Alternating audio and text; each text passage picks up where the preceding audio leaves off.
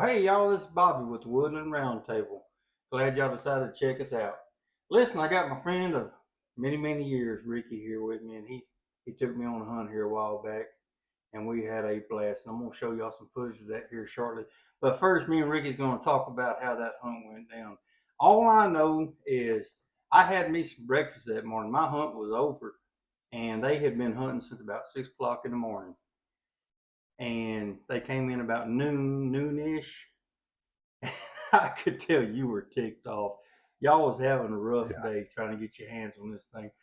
So you'll see in the footage here in a minute when I get on there, I'm jacking with him. I'm acting like a newsman saying, Mr. Ricky, what's wrong with you? Are you going to get him? Just so y'all know exactly why I was jacking with him. Tell us how it was going on that hunt. It was a long day. It was West Texas. The wind was blowing crazy. It was dry. Everybody's lips were chapped. It was horrible. I remember that. Yeah. It was a 12-hour drive on a side-by-side. We traveled, I think, 48 miles. So every hour we were 2 miles. It's 1,000 acres fenced in. And this was the biggest animal on the property. He was a colt. Now, what we're talking about here, and I'm gonna get you a better view of it, and you'll see some of it in the video too, is this giant red stag here. This is the animal he was hunting that day. He managed to get a package deal, and he called me up and said, hey, me and my two brothers are going out and going hunting, and I got you an animal to shoot. And he actually hooked me up with a bison, which was a dream come true. But we're out there, and he tells me, he's like, I want the biggest, baddest red stag y'all got. And my gosh, yeah, they pulled a big one out of the bag. He was the biggest one on the ranch. So didn't mean to interrupt you. No. So it's a tough morning, and they're chasing this guy. Yeah, we were actually at the end of it. When you see that video, about 2 or 3 minutes before that, I told him, I said, I'm shooting the next animal I see.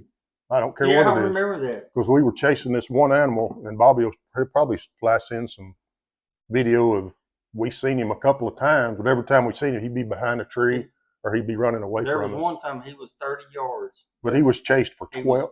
Yeah. Behind the tree. Yeah. He was chased for 12 hours. And I hit him with a one shot, 270. I dropped him where he stood.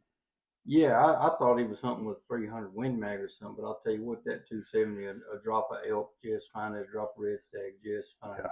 But I'll tell you what, that was a heck of a good hunt, and we didn't get a whole lot of good video of the other hunts that we made that weekend.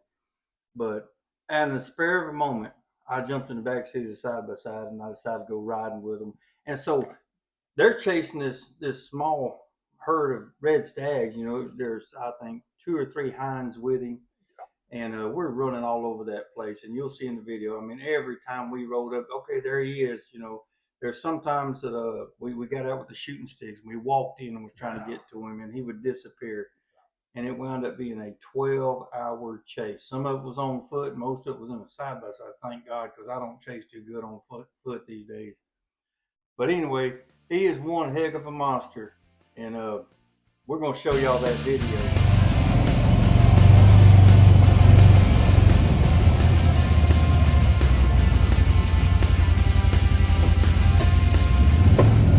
Mr. Harris, tell us your thoughts on this hunt. What are your thoughts on this hunt, Mr. Harris? I'm chasing down the strangle.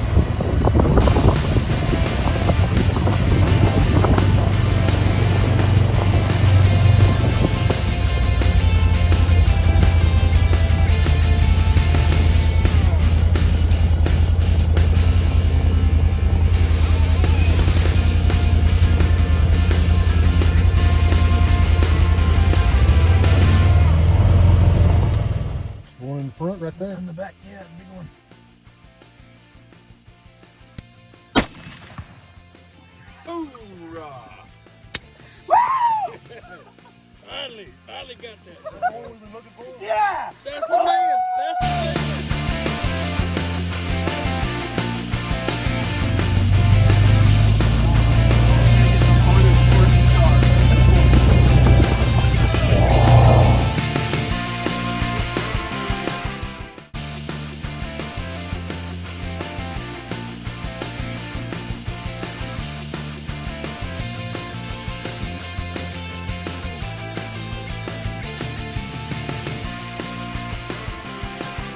Man, see, what did y'all think of that? I told you.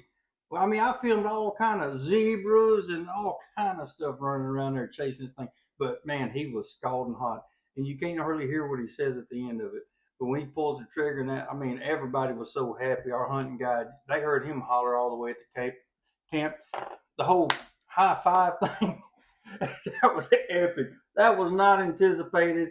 But it was heartfelt. That was a heartfelt high five right there. Yeah. I didn't know that was the animal I shot. I didn't know that was him because he was so far away. I had no idea that was him. Well, I was actually holding the camera, and when you shot that sucker, just dropped.